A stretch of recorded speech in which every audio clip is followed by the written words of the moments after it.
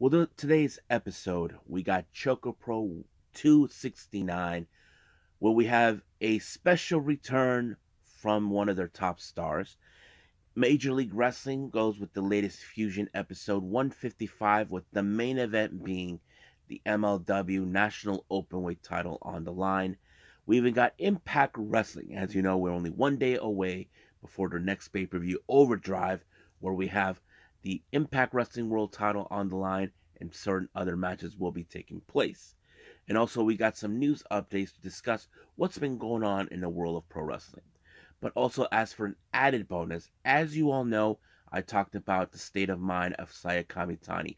We asked ourselves, what was she thinking when she applied a second Phoenix Splash that resulted in the injury of Mina Shirakawa on Hiroshima Goddesses Festival? Luckily, I managed to talk to a local wrestler who actually gave me a bit of his opinion what could have been done to avoid this type of incident that took place. So, let's get ready for another episode of Deleted Wrestle Zone.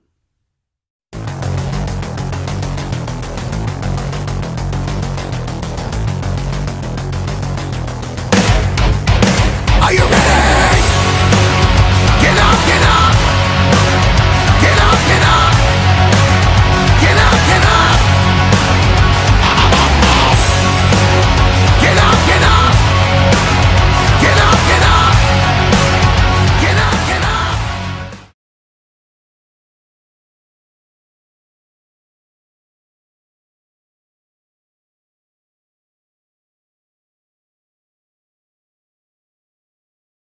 Welcome everybody to Deleted Wrestle Zone, all things that is pro wrestling with AEW, NXT, New Japan Pro Wrestling, Impact Wrestling, the National Wrestling Alliance, various promotions, wrestlers, matches, and championships.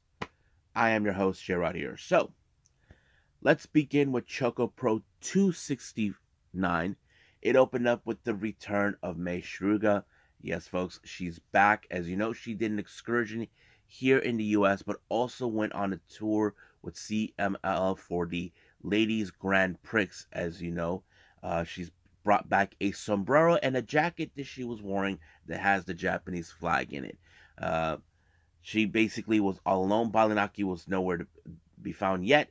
He was still stuck here in the U.S., but he shortly will be returning soon enough. So let's start with the first match. We have tag team action. Saya Kamitani teaming up with Tamura to take on Shin Suzuki and Masahiro Takanashi. Now, this is not the first time that Suzuki and Takanashi actually teamed up. As you know, Suzuki did mention that his favorite wrestler has always been Masa, so he's very flattered. But he cannot screw up to disappoint his hero. So I think it it showed that he can hang with a guy like him. So, but however, Tamura, who is a veteran in the wrestling game, Shin Suzuki knows that he has to deal with him. But the one thing that led to this match to end is when Shin Suzuki applied the pinfall on Saya Kamitani, but it did allow for Masa to keep Tamura away from Shin to pick up the victory, which he did. Next up, we got Miya Yotsuba taking on Colors' very own, and of course, member of the Cosmic Angels, Saki. Yes, Saki is back for another ChocoPro. This is one of those matches where you know we got a veteran who will take on the newbie, and I think this is a very interesting dynamic. But will Miya actually hold against someone like her? The answer to that, she did her best, but apparently she did not until Saki put her in a submission move, forcing her to tap out. Now, our main event, we have Sayaka and Shiko Shikawa to take on Mei Suruga and Ken Oka, who pretends that he thinks that he's Mei Suruga, because if you guys don't know what I'm referring to, a couple of months ago, Mei Suruga kind of got to his head by singing Bad Communications right in front of his face. And then when Mei Suruga wasn't around, he decided to pretend that he thinks that he's Mei Suruga himself, calling himself, "I'm Mei." Yeah. But the real question is, could these two coexist? Because they both have different egos. And I think that was a great storyline. But, however, it was, of course, a pinfall on Sayaka by both of them, by Ken and Mei, that picked up the victory. So they could get along just fine, but afterwards, no. Now, as for our upcoming Jokin tournament, this was a very difficult. Now, at first, I thought Miya Yotsuba was going to pick up the victory on this one, but no. She lost to the master himself, Masahiro Takanashi. So that's pretty much what happened in ChocoPro. Friendly reminder: there will be some ChocoPro this coming Saturday. It will be shown on Friday, 6 p.m. local Pacific. I don't know about the other sites, but yes. So stay tuned for that. I believe it's time to move on with MLW Fusion.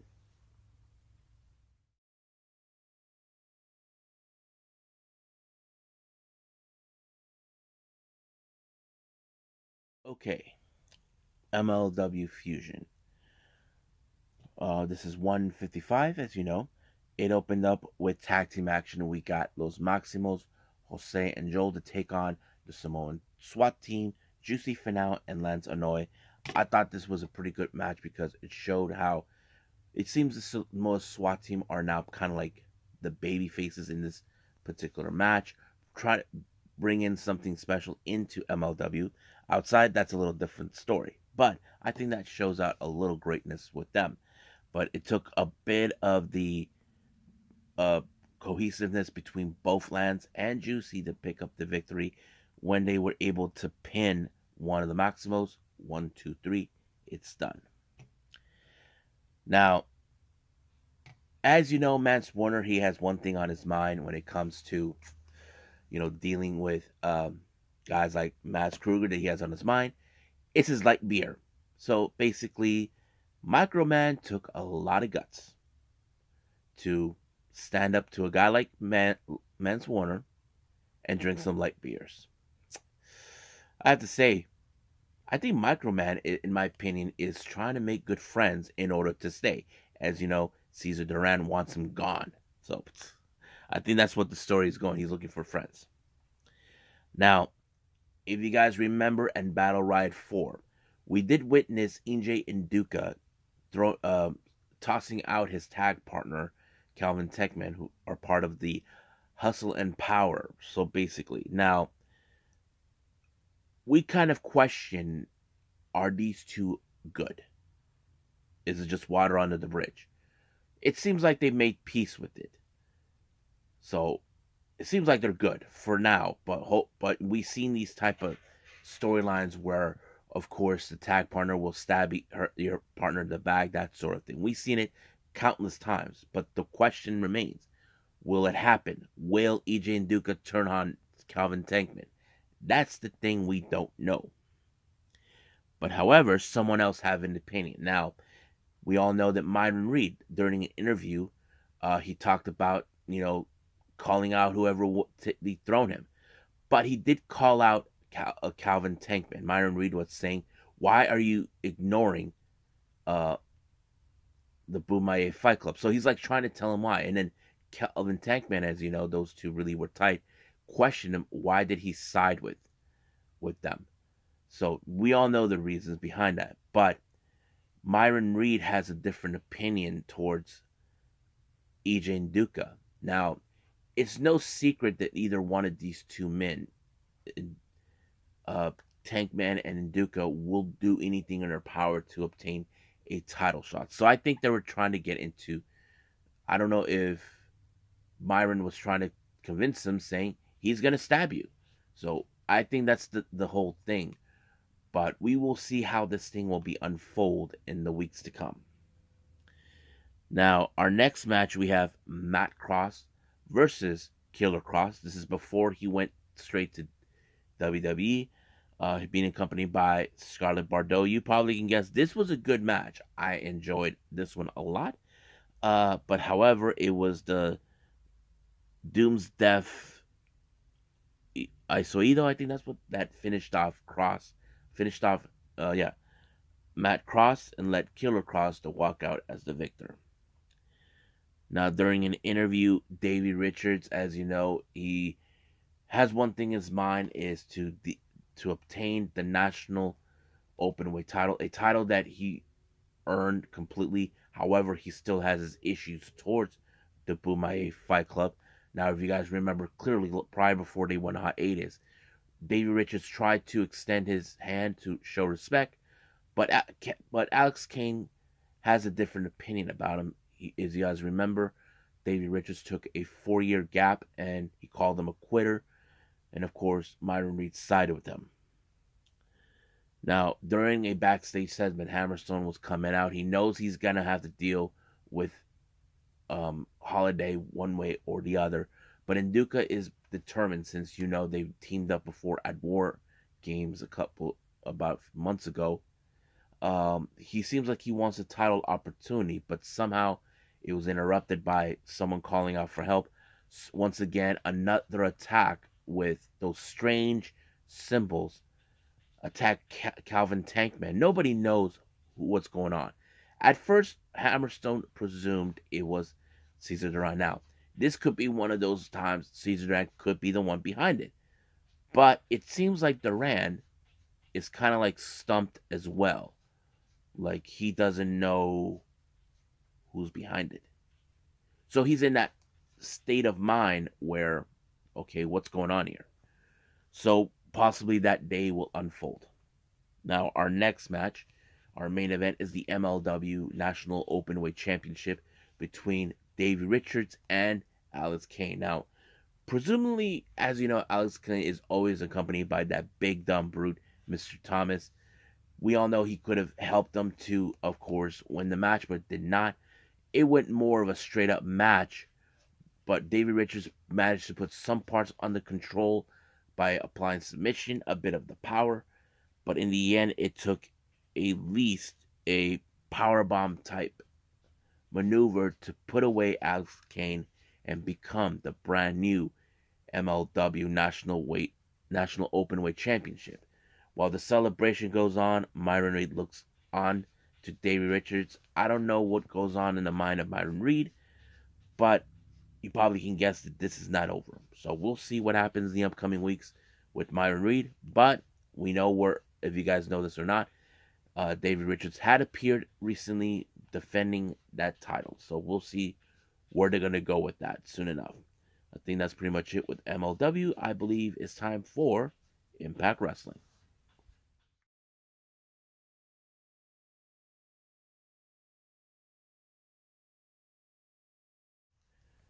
Okay, Impact Wrestling, our last review. We opened up with the semifinals of the X Division tournament. We have Black Taurus along with Crazy Steve taking on PJ Black. Now, keep in mind, this tournament is for the vacancy of the X Division title that Frankie Kazarian relinquished to apply Option C. I thought this match was pretty good because it showed a bit of both power and agility by both men. But however, it was the destination hellhole by Black Taurus to pick up the win and advance to the semifinals. Advance to the finals. My bad.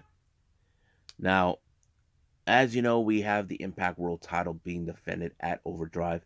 So that has already been foretold. So there was a contract signing between both Frankie Kazarian and champion Josh Alexander. Now, you know how this is. Frank Kazarian is determined to pick up this win. He needs this belt. I think this is one of the titles that he never had the opportunity to win. So we'll see what happens in Overdrive. Next up, we got a very interesting 4-way tag match. We have Bullet Club consistent of Ace Austin and Chris Bay taking on Raj Singh and Shera versus Aussie Open, Matt Fletcher and Mark Davis, and versus Motor City Machine Gun, Shelly and Sabin. I thought this match was insane.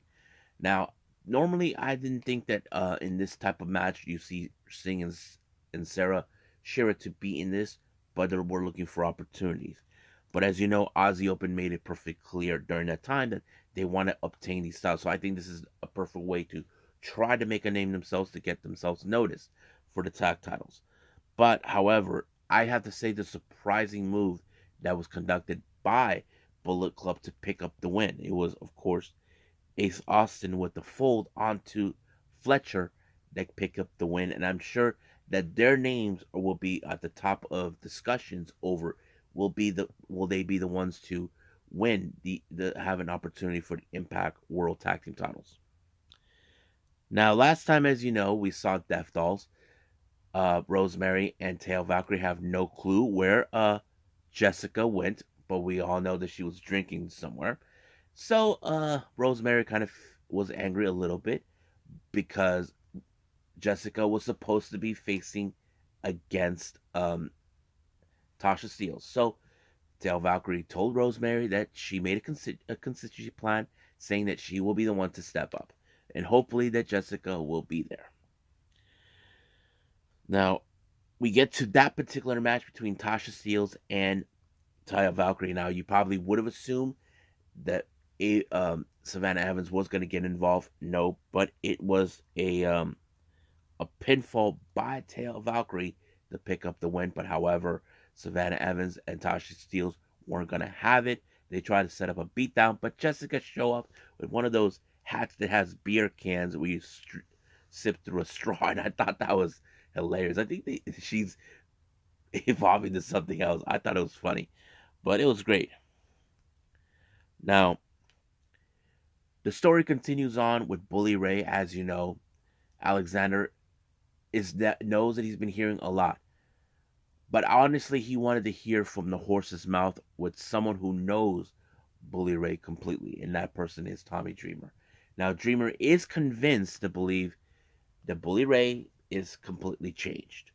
Now, there are those that are doubting that that's the case, but we'll see what happens then. Now, Trey Miguel, as you know, he heads up to the finals, I believe, but however, he had a big, strange message towards Kenny King. He doesn't know what was his purpose to get involved in the match against him and Mike Bailey, but it's no secret that Kenny King did say he wants to have a title opportunity. Now, our next match is an old school rules match, kind of like hardcore match between Steve Maclin and Tommy Dreamer. Now, keep in mind, Maclin, last week we saw that he had sick and tired of people cutting in line to obtain an opportunity for the Impact World title. But of course, he's not 100% convinced that Bully Ray has changed. So this match kind of sets the whole thing. But it was Maclin with the KIA that on top of the steel chairs that picked up the victory. However, he wanted to make more damage to Tommy Dreamer. But luckily, Bully Ray showed up for the save. But not soon after, Moose showed up to try to take out Bully Ray. And then all of a sudden, out of nowhere, Josh Alexander shows up to give him a helping hand, which was very unusual. But we'll see what happens when the day comes when Bully Ray will cash in the Collier shot. Now, during an interview, Masha Slamovich talked in Russian. She thinks that the interview was making stupid mistakes, stupid questions. But the obvious thing is, where was she while she lost to Jordan Grace? What is it now with this, her not being seen since Bound for Glory? That is the obvious question. She didn't seem like she made up a straightforward answer, but it's obvious that she wants to have another opportunity for the title. It looks like it's going to happen. Now, our next match, we have Laredo Kid versus Rich Swann. I think this was a good match because a lot of good spots, a lot of good movements around, but it was Rich Swann with the 450 that picked up the win for him.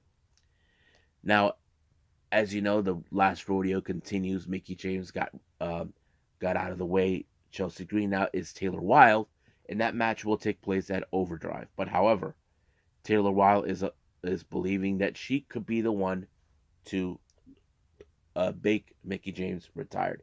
So we'll see what happens if that's the case. Now, our next match is a Death Machine Double Jeopardy match. Eric Young versus Sami Callihan. But before Sami comes out to the ring, he was attacked by Violent by Design, trying to wear him out so Eric Young could pick up the win. But Sami refuses to quit, refuses to surrender. It took a lot of effort, but it was 2 Cactus Driver 97 that picked up the win for him to win. However, Right after the match, we saw the members of Violent by Design, Diener, Alan Angels, and Big Con. They seemed like they were trying to do something. Like, you ever seen one of those timings where the leader fails and the followers, they got rid of them? I don't know. I feel like we're in that position.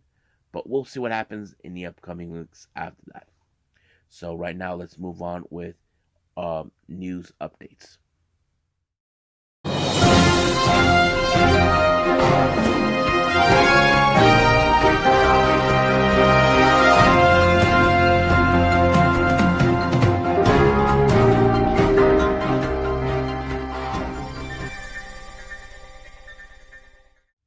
Okay, so for our news updates, this is what we have. West Coast Pro announced that they will be returning to the United Irish Culture Center in March 4th for an upcoming event there. So if you guys are from the Bay Area, then you guys should know what's going on over there. Next up, Freelance Wrestling has announced for their event Black Holes that will be taking place soon. They're going to have the Bang Bros as the tag champions, taking on Golden Gods, consistent of Gringo Loco and Golden Dragon. So the tag titles will be on the line, so stay tuned for that. MLW New Japan Pro Wrestling has announced for their later up event New Beginnings that will start doing some shows.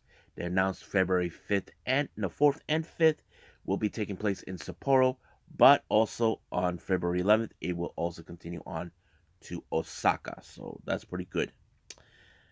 As you know, they PC Ultra, a promotion based out of LA, announced for their anniversary event, Viva Van will put her title on the line, the Ultra Woman title, against none other than Masha Slamovich. I think that's going to be a good match to watch. And finally, ICW announced for their ICW No Holds Barred announced for Volume 40 that will be coincidentally on the 21st of January, which is their 3rd year anniversary, and I think it's going to be interesting to see. They haven't announced who's going to be involved, but I'll keep you guys apprised to that once they announce it little by little. And I think that's pretty much it what we have for our news updates. I believe it's time to talk about our little small discussion to follow up on the what my wrestling buddy said about the state of mind of Saya Kamitani. Get the gods, the drugs from my generation. I'll take the fall, the stage, and across the nation. And it's a sin, the gods, the fake, the fraud, the messing with me. Come on, come on, come on, let's get it on. Move to the music, play like fucking music. Move it to the music, yeah. Move to my music, play like fucking music. Live through my music, yeah. Now get the guns, the drums from my generation. I'll take the fall, the stage, and across the nation. And it's the sex, the gods, the fakes, the fraud, they're messing with me. Come on, come on, come on, let's get it on. Move to the music, play that fucking music. Move it to the music, yeah. Move to my music, play that fucking music. Live through my music. Okay. Welcome to the DWZ Discussions. As you know, we talked about the state of mind of Saya Kamitani that led to her to do 2 Phoenix splashes that botched both times, but the second one resulted in the injury of Mina Shirakawa. Now, my friend who is a local wrestler here in San Diego, who I decided to not reveal his name, not to put him out there, but yes, folks, he is an actual wrestler. I just don't want. He requested not to be mentioned at all. But I did ask him about it. I explained to him and I showed him the video of what happened with Saya Kamitani doing the Phoenix Splash. Now, in his opinion as a wrestler, if he known that he botched up a move like the Phoenix Splash the first time, there is no reason to do it again for a second time. He believes that Kamitani should have done something else that would have been require a safer. Either, like I did mention, a fan said Kamitani could have done a 450 splash instead. That would have been a lot safer. So he kind of agreed it would have been a much safer way to do that, or do a Star Crusher. I don't know if that would have been enough to sell the whole thing. But he does agree what some people said about her state of mind, that maybe as I mentioned, she seems like she was in the moment, and I think that's the thing. Now, so he does believe that maybe that was the case, that Kamitani was in the moment. But however, when you know you messed up the first time when you botched a move, that's when you have to take a step back.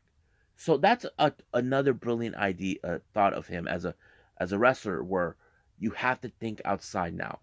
You have to realize what you're doing. If there was a mistake, you have to think fast. But it looks more like Kamitani did not do that. So I think the idea what was going on in her head is that she was in the moment. Now, this whole thing may not have been intentional, but he does agree with me that Kamitani's state of mind about selling the match how it is, I think that kind of made her be in the moment, like bit of the cloud the judgment. But however, he does agree that Kamitani should have done something else in order to avoid something like this from ever happening. So we need to ask ourselves, will Kamitani do the same thing again? Will she get in the moment? Or will she try to take a step back and realize it? I don't know. That is one of the most interesting questions that we all now ask.